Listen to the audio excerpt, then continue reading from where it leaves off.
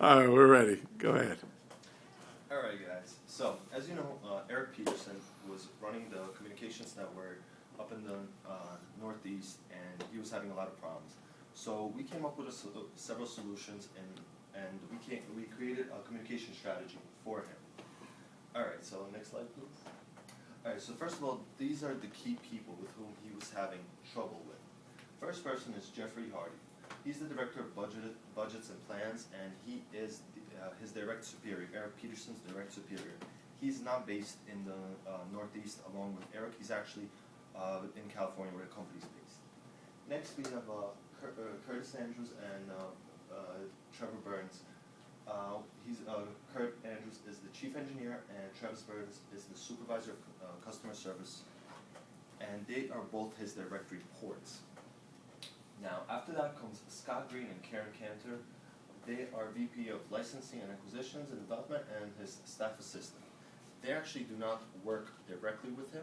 However, they do, their job is what they were doing in the process of is licensing and acquisition, so that's kind of a lateral position, which does not directly affect him, but he does need to work with them at some point, and which we're going to discuss later on in this presentation. Next slide. So the first person he's having issues with is Hardy. So first of all, Hardy feels threatened by Peterson because he doesn't really get along with him too well.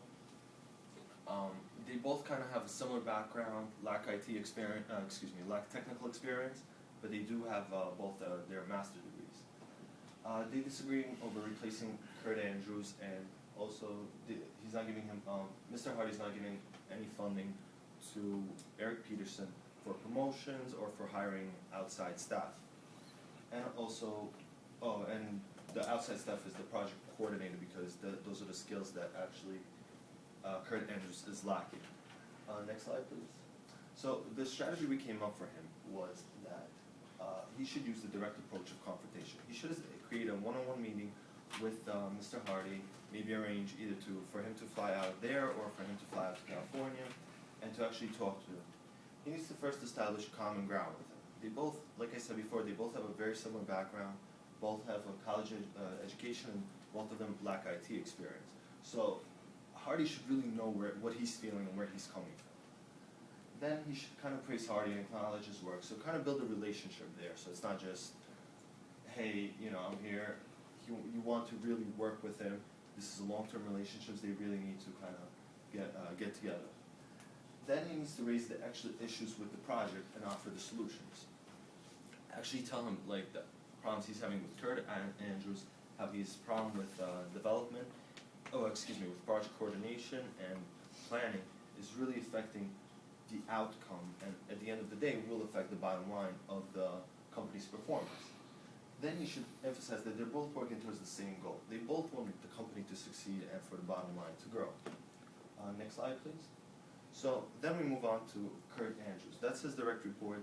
His main problem is the lack of organizational and planning skills. He also lacks a lot of respect for Peterson because he moved up the ranks. He does not have a college degree, and yet Peterson, this younger guy, comes in with a college degree, doesn't have any experience, but he just put him there to be his boss just because of pretty much his education. And he's very combative towards ideas presented by others, just in generally when the head of customer services came up with new ideas, he was very combative towards him. And when when Peterson told him about planning, he was very kind of resistant to change. He was very old school, stuck in his old ways. Next slide, please. So the solutions we offer is, again, use the direct approach. That's his direct report to. He can establish a meeting anytime. Establish credibility. I mean, although he lacks knowledge in the technical area and the common sense, but he doesn't actually. He did work. He was in the U.S. Army. He was in charge of the Signal Corps in their Signal Corps. So he does know a lot about technology and stuff. So he doesn't really lack overall knowledge. He just maybe this specific knowledge he lacks. So he needs to really explain and stress his background and how he actually knows what he's talking about, and not just and he doesn't just telling Andrew to do his job. He actually wants the project to succeed. Then he needs to develop cooperation by offering incentives. Maybe give him a bonus, Maybe also offer him a promotion, a potential raise if he does good. Also, emphasize the common ground. Once again, they're both working towards the same goal. They want the project to establish the telecommunications network up in the Northeast. They both want that, so he needs to really stress it and emphasize it, and make sure he understands that this is why they're working, what they're working towards. Next slide, please.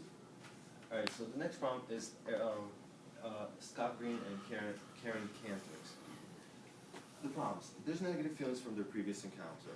As you guys recall in the story, they met once before. He criticized somebody's work. Peterson criticized one of their colleagues' work, and then Mr. Green and Karen Cantor both kind of attacked him for that, and now there's still negative feeling. However, they will be negotiating his deal, which affects his project. Basically, they will be negotiating the licensing deal in his region, so he really needs to be able to work with them. So, next slide, please.